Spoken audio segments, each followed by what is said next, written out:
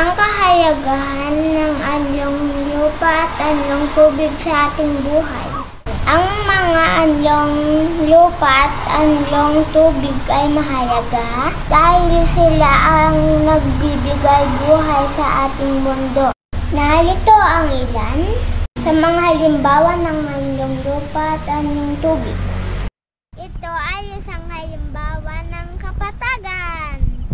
Ang kapatagan ay mahalaga sa mga mamamayan dahil dito tayo nagtatanim ng mga pagkain tulad ng bigas, gulay at prutas. Welcome to Abras Mountain Range.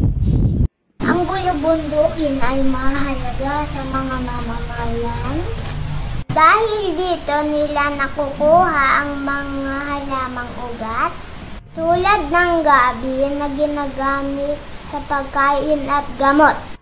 Ito ang sigayaysoy ng Abra. Ang talon ay tumutulong sa pagbalanse ng ekosistema.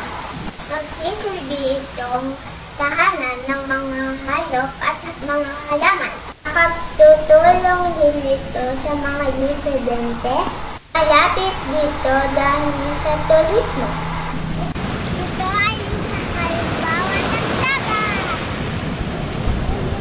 Ang dagat ay mahalaga sa mga mamamayan dahil dito tayo nakakukuha ng isda at iba pang pagkain dagat.